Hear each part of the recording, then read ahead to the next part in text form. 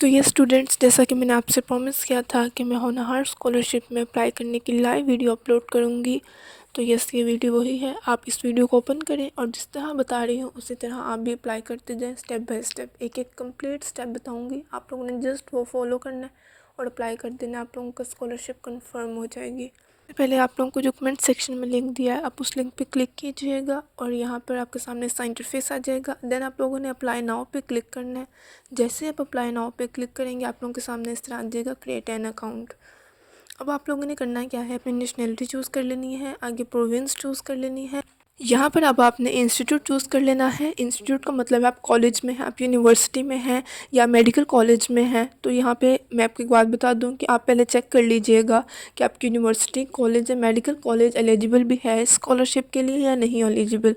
उसके लिए आप लोग मेरे व्हाट्सएप चैनल पे जाएंगे तो वहाँ पे आप लोगों को मैंने कंप्लीट लिस्ट शेयर किया कौन कौन सी यूनिवर्सिटीज़ और कॉलेजेस होनहार स्कॉलरशिप 2025 के लिए एलिजिबल हैं। व्हाट्सएप चैनल का लिंक डिस्क्रिप्शन में दे दूँगी। फिर उसके बाद आपने अपनी यूनिवर्सिटी चूज़ करनी है। आपकी जो भी यूनिवर्सिटी का नाम है आप इनमें से सर्च कीजिएगा और उसको चूज़ कर लीजिएगा। यूनिवर्सिटी के बाद आपने अपना CNIC पुट करना है। यहाँ कोई गलती नहीं करनी है। CNIC एग्जैक्टली आप लोगों ने यहाँ पे लिखना है। अगर आपका CNIC नहीं बना हुआ तो आप लोग अपना बे फॉर्म भी डाल सकते हैं। जो बे फॉर्म के ऊपर नंबर है आप वो यहाँ एंटर कर दीजिएगा, लेकिन CNIC बनने के लिए लाजमी दे दीजिए, बिकॉज आगे तमाम कामों में वही यूज़ होना है। उसके बाद आप लोगों ने अपनी ईमेल एंटर करनी है। ईमेल वो एंटर कीजिएगा जो आप लोगों के पास कहीं लॉगिन भी है, क्योंकि आप लोगों को वेरिफिकेशन कोड वहाँ ही आना है और बाद में जो भी मैसेज आएगा वो उस ईमेल के ऊपर आएगा। उसके बाद आप लोगों ने यहाँ पासवर्ड एंटर करना है। यहाँ बच्चों को कन्फ्यूजन आती है कि पासवर्ड हम लोग अपने ईमेल का एंटर करें। नहीं बच्चे, आपने यहाँ पे कोई भी न्यू पासवर्ड सॉलिड सा बना के एंटर कर लेना है और उस पासवर्ड को याद रख लेना है। ज़रूरी नहीं है कि आपने अपने ईमेल का पासवर्ड एंटर करना है। आप कोई भी न्यू पासवर्ड यहाँ पे लिख सकते हैं और उसे एंटर कर सकते हैं। अब आप लोगों के सामने ग्रीन सबमिट का ऑप्शन आएगा, आप इस पर क्लिक कीजिएगा, आपकी एप्लीकेशन सबमिट हो जाएगी। समटाइम्स ऐसा होता है कि आप सबमिट पे क्लिक करते हैं तो आप लोगों को वो ऑप्शन दे देता है CNIC ऑलरेडी एग्जिस्ट, हालांकि आपने पहले कभी लॉगिन भी नहीं किया होता इस स्कॉलरशिप के लिए। जो उनका ये इशू आएगा उनके लिए मैंने एक छोटी सी सेपरेट वीडियो बना दी है, ताकि जिन बच्चों का इशू नहीं आ रहा उनका टाइम ना वेस्ट हो। तो वो वीडियो का लिंक मैं कमेंट सेक्शन में दे दूँगी, आप उस वीडियो को देख लें। 2 मिनट में आपकी वो प्रॉब्लम सॉल्व हो जाएगी जी। तो सबमिट पे क्लिक करने के बाद आपके सामने इस तरह का एक इंटरफेस आ जाएगा, जिसमें वो बता देंगे आपका पासवर्ड ये है और ईमेल ये है और क्लिक हेयर टू अप्लाई। आप क्लिक हेयर पे क्लिक करेंगे जब, तो आप लोगों के सामने इस तरह का साइन इन का इंटरफेस आ जाएगा। अब यहाँ पर यूज़र नेम में आपने अपना CNIC नंबर डालना है जो पीछे डाला था आपने। अगर आपने पीछे बेफॉर्म नंबर डाला था तो यहाँ भी बेफॉर्म नंबर एंटर कर दें और पासवर्ड में जो उन्होंने आप लोगों को भी पीछे पासवर्ड दिया था वही पासवर्ड यहाँ पे पुट कर दीजिएगा और कैप्चा जो उन्होंने लिखा है एग्जैक्ट वो लिख के आप साइन इन के ऑप्शन पर क्लिक कर दीजिएगा। जैसे ही क्लिक करेंगे इस तरह का इंटरफेस आ जाएगा। अगर आपने मेरी पिछली वीडियोस देखी हुई हैं तो आप लोगों को ये पढ़ने की ज़रूरत नहीं पड़ेगी। अगर नहीं देखी तो इसको रीड कर लीजिएगा और फिर नेक्स्ट पे क्लिक कर दीजिएगा। जैसे ही नेक्स्ट पे क्लिक करेंगे इस तरह का इंटरफेस आ जाएगा आपके सामने पर्सनल डिटेल्स का। अब यहाँ पर एक फ़र्स्ट नेम और एक लास्ट नेम है, मिडिल नेम लिखने की ज़रूरत नहीं है। अब इसका क्या मतलब है, फ़र्स्ट नेम में अक्सर होता है किसी बंदे के एक ही बंदे के 2 नाम होते हैं, जिस तरह दुआ फ़ातिमा, तो वो तो सिंपली फ़र्स्ट नेम में दुआ और सेकंड में फ़ातिमा लिख देगा। लेकिन अगर आपने यहाँ नाम वो लिखना है जो आपका ID कार्ड के ऊपर नाम है। तो अब जैसे अगर मेरा सिर्फ नाम मोमिना है तो मैं यहाँ पर फर्स्ट नेम में मोमिना लिखूँगी और लास्ट नेम में अपने फादर का नेम लिख दूँगी, क्योंकि मेरा कंप्लीट नेम मोमिना ही है तो मुझे लास्ट नेम फिल करना ज़रूरी है, तो इसलिए मैं वहाँ पे अपने फादर का नेम एंटर कर दूँगी। उसके बाद अगेन फादर का नेम एंटर करना है, जेंडर, रिलीजन कौन सा है वो एंटर करना है। फिर उसके बाद आपने यहाँ पे अपनी पिक अपलोड करनी है। पिक कोई सी भी हो सकती है, कोई ज़रूरी नहीं है पासपोर्ट साइज़ हो, ब्लू बैकग्राउंड हो, कोई ऐसा नहीं है। आप कोई भी अपनी गैलरी से पिक लेके यहाँ अपलोड कर सकते हैं। यहाँ एक बात ध्यान रखनी है, जब पिक डालनी है वो 200 KB की होनी चाहिए। मैं आप लोगों को दिखा देती हूँ आपने किसी भी पिक को कैसे कंप्रेस करना है 200 KB के अंदर। अब आप लोगों ने पिक कंप्रेस करने के लिए गूगल में जाना है। अगर आप फ़ोन पे फिल कर रहे होंगे फॉर्म तो आप गूगल पे ही फिल कर रहे होंगे, इसलिए आप लोग नहीं कर सकेंगे। तो इसका हल ये आप कोई और फ़ोन पकड़ के उस पर सारी पिक्स कंप्रेस कर लें। अगर लैपटॉप पे तो सिंपल नेक्स्ट टैब ओपन कर लीजिएगा, या फिर अगर आपने फ़ोन पे फिल करना है तो आप ये सारी पिक्स को फॉर्म फिल करने से पहले ही कंप्रेस करके रख लीजिएगा। तो जी, अब हम कंप्रेस करने के लिए गूगल में गए हैं और वहाँ जाके सर्च किया है कंप्रेस इमेज इनटू 200 KB। तो आप लोगों के सामने फर्स्ट जो वेबसाइट आएगी आपने उस वेबसाइट पे क्लिक करना है। जैसे ही क्लिक करेंगे आप लोगों के सामने इंटरफेस आ जाएगा। आपने सेलेक्ट इमेज पे क्लिक करना है और आपने जो भी इमेज अपनी अपलोड करनी है आपने उसको सिलेक्ट करना है और देन कंप्रेस पे क्लिक कर देना है। कंप्रेस पे क्लिक करेंगे, लोडिंग होगी और आप लोगों के सामने एक डाउनलोड का ऑप्शन आएगा। आपने इस डाउनलोड के ऑप्शन पे क्लिक कर देना है। आप लोगों की इमेज 200 KB में कंप्रेस हो चुकी है और ईजिली फॉर्म के अंदर फिट हो जाएगी।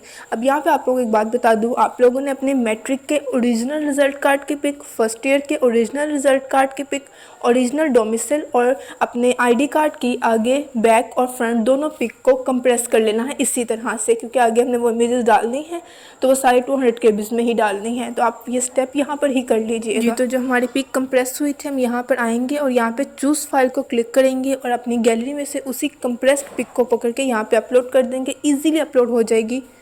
सामने दिखा जाएगा इमेज अपलोडेड सक्सेसफुली। के बाद फॉर्म की तरफ आते हैं। रिलीजन तक हमने सॉल्व कर लिया था। अब यहाँ मोबाइल नंबर डाल देना है, फादर का स्टेटस अगर ज़िंदा है तो अलाइव, मदर का स्टेटस और इंस्टीट्यूट डालना है। यूनिवर्सिटी के हैं तो यूनिवर्सिटी और यहाँ पे यूनिवर्सिटी या कॉलेज का नेम डाल देना है। अगर आप लोग यूनिवर्सिटी का नेम नहीं आ रहा तो और आपने मेरी उस व्हाट्सएप चैनल में से लिस्ट में देखा है आपकी यूनिवर्सिटी का नाम उस लिस्ट में है तो फिर आप लोग अपनी यूनिवर्सिटी के फोकल पर्सन से रब्ता करेंगे। उसके बाद आप लोगों ने सब कैंपस वाले को रहने दीजिएगा। अब यहाँ पे आया डेट ऑफ एडमिशन। तो यहाँ बच्चों को कन्फ्यूज होते हैं हमने कौन सी डेट लिखनी है। स्टूडेंट्स अगर आप लोगों की यूनिवर्सिटी ओपन हो गई है तो आप लोग अपने प्रोफेसर से पूछ सकते हैं, फोकल पर्सन से भी। लेकिन अगर आपकी यूनिवर्सिटी ओपन नहीं हुई तो आप इसमें वो डेट लिख दीजिए जिसमें आपने अपना चालान सबमिट करवाया था, ट्यूशन चालान, आप वो डेट यहाँ पर लिख सकते हैं। तो अब यहाँ पे रजिस्ट्रेशन नंबर की बात कर लेते हैं। यहाँ पे कौन सा नंबर एंटर करना है। अगर तो आपकी यूनिवर्सिटी ओपन हो गई है तो उन्होंने आप लोगों को एक रजिस्ट्रेशन नंबर दे दिया होगा स्टूडेंट कार्ड के ऊपर या वैसे ही दे दिया होगा वो नंबर, आप वो नंबर यहाँ एंटर कर लें। अगर आपकी यूनिवर्सिटी ओपन हो गई और आपको कोई रजिस्ट्रेशन नंबर नहीं मिला तब भी आप अपनी यूनिवर्सिटी के फोकल पर्सन से पूछें कि हमारा रजिस्ट्रेशन नंबर क्या है। अब बात कर लेते हैं उन बच्चों की जिनको अभी तक यूनिवर्सिटी ओपन नहीं हुई। तो यूईटी के बच्चों के लिए फैसिलिटी है कि वो लोग ऑफर लेटर के ऊपर एक पिक लगी होती है, पिक के ऊपर एक नंबर लिखा हुआ है, आप वो नंबर यहाँ पे एंटर कर सकते हैं। और अगर बाकी यूनिवर्सिटीज़ की बात करें जो ओपन नहीं हुई हैं तो उनसे यही है कि आप अपनी यूनिवर्सिटी कॉल करें, उनसे विज़िट करें और जाके उनसे पूछें कि हम यहाँ पे रजिस्ट्रेशन नंबर की जगह क्या लिखें। अपनी मर्ज़ी से जो मर्ज़ी नंबर मत लिखिएगा वरना बाद में बहुत प्रॉब्लम होगी और एप्लीकेशन कैंसिल हो सकती है। अब बात कर लेते हैं प्रोग्राम डिसिप्लिन की। तो यहाँ पे एक चीज़ क्लियर कर दूँ, आप लोगों का जो भी प्रोग्राम डिसिप्लिन है आप सिलेक्ट करेंगे इस लिस्ट में से तो डिग्री टाइटल ऑटोमेटिकली वो आ जाएगा, आप लोगों को खुद नहीं डालना पड़ेगा। लेकिन अगर आपका नाम प्रोग्राम डिसिप्लिन में नहीं आ रहा और मैंने अपने व्हाट्सएप चैनल में जो लिस्ट शेयर की है उसमें इस डिसिप्लिन का नाम है तो आप लोग तब भी अपनी यूनिवर्सिटी के फोकल पर्सन से रब्ता करेंगे कि हमारा डिसिप्लिन होनहार स्कॉलरशिप की जो लिस्ट आई है उसमें है लेकिन यहाँ पे शो नहीं हो रहा, तो वो ऑटोमेटिकली अपडेट कर देंगे। प्रोग्राम डिसिप्लिन में ये भी ध्यान रखिएगा, समटाइम्स होता है कि एक ही फील्ड के अंदर काफ़ी फील्ड होती हैं। जैसे कंप्यूटर साइंस के अगर ऑप्शन है, अगर आपका आर्टिफिशियल इंटेलिजेंस प्रोग्राम है तो आप कंप्यूटर साइंस सेलेक्ट कर सकते हैं क्योंकि आर्टिफिशियल इंटेलिजेंस कंप्यूटर साइंस के अंदर ही आ जाता है। बाकी अगर आपको कन्फ्यूजन हो तो आप कमेंट सेक्शन में पूछ सकते हैं। अब आप लोगों के सामने बायोलॉजिकल इन्फॉर्मेशन आ जाएगी जिसमें हमें डेट ऑफ बर्थ डालनी है, डोमिसाइल डालना है और उसके बाद फैमिली इनकम डालनी है। तो अगर आप लोगों की इनकम जो मैंने एलिजिबिलिटी क्राइटेरिया बताया था उसके अंदर है तो आप लोग यहाँ पे अपनी इनकम लिखेंगे और आप एलिजिबल हैं। पहले लाजमी एलिजिबिलिटी क्राइटेरिया वाली वीडियो देख लें कि आप एलिजिबल भी हैं या नहीं। अगर आप एलिजिबल हैं तभी आपकी एप्लीकेशन सबमिट होगी।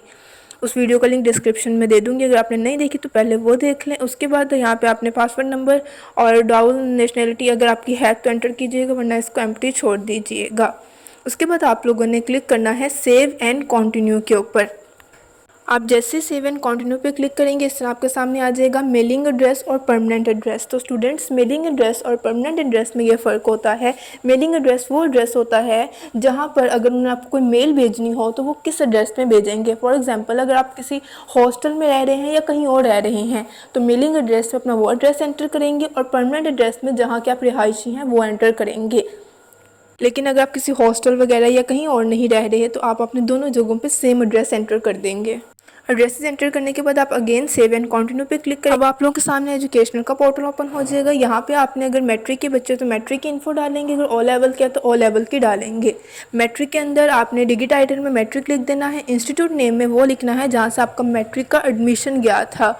उसके बाद आपने डिसिप्लिन में लिखना, अगर साइंस के तो साइंस वरना आर्ट्स लिख दीजिएगा। ऑब्टेन्ड मार्क्स गौर से देख कर लिखिए, कोई भी गलती ना कीजिएगा, थोड़ी सी गलती भी आप लोगों की एप्लीकेशन कैंसिल करवा सकती है। टोटल मार्क्स एंटर कीजिएगा। उसके बाद आपके सामने इंटरमीडिएट की इन्फो डालनी होगी।